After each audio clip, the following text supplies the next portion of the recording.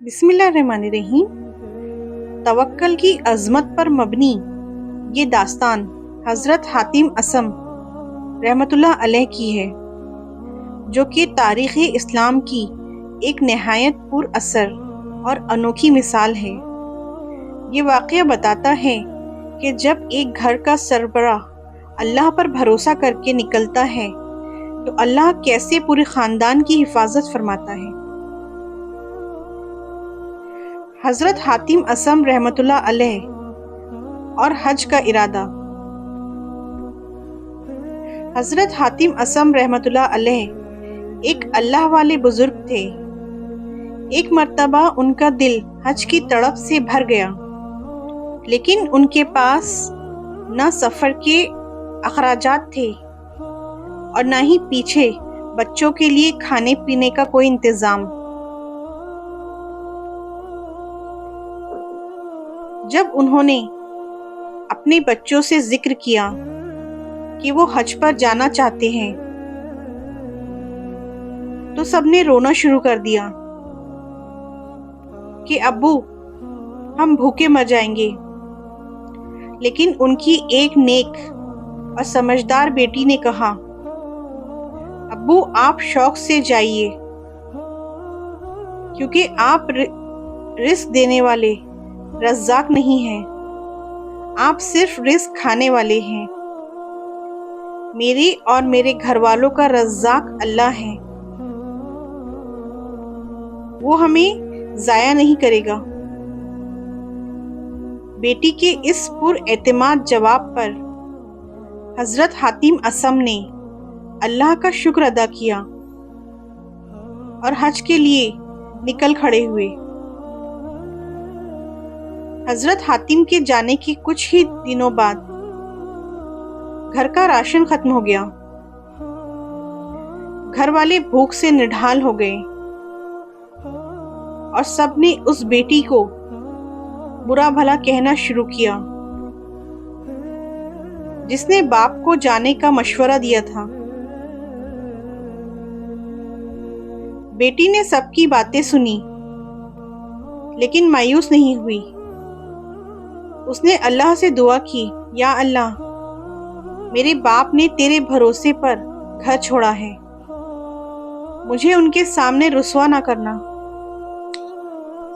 اسی وقت اس شہر کا بادشاہ ایک شکار سے واپس لوٹ رہا تھا۔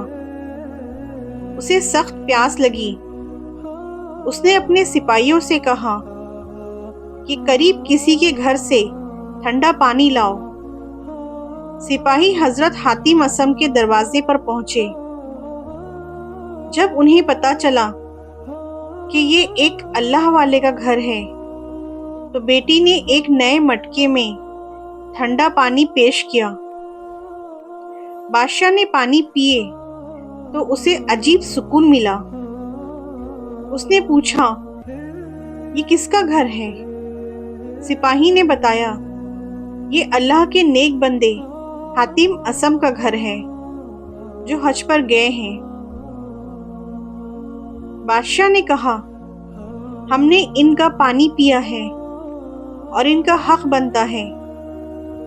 بادشاہ نے اپنی سونے کی قیمتی بیلٹ جو کمر بند اتاری اور گھر کے اندر پھینک دی، اور اپنے ساتھیوں سے بھی کہا، جو مجھے محبت کرتا ہے وہ بھی اپنی بیلٹ یہاں دے دے۔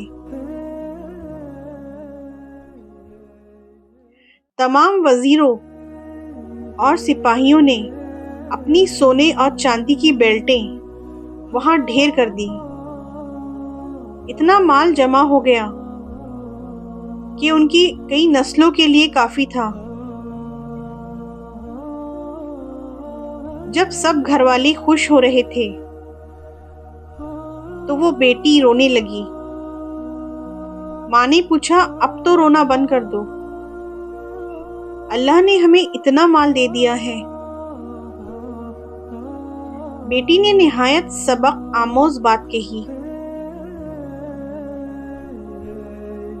میں اس لیے رو رہی ہوں کہ کل تک ہم بھوکے تھے لیکن اللہ کی حفاظت میں تھے۔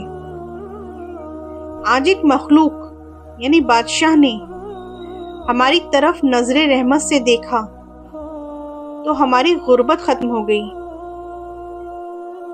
سوچو اگر خالق یعنی اللہ اپنی نظر رحمت ہم پر ڈالے تو ہمارا کیا مقام ہوگا۔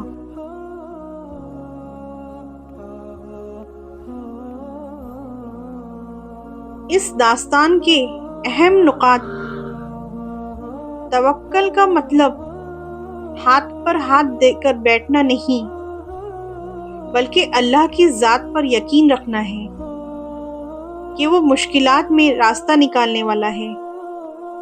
امانت یعنی بیٹی کا ایمان اتنا مضبوط تھا کہ اس نے پورے خاندان کے رخ اللہ کی طرف موڑ دیا۔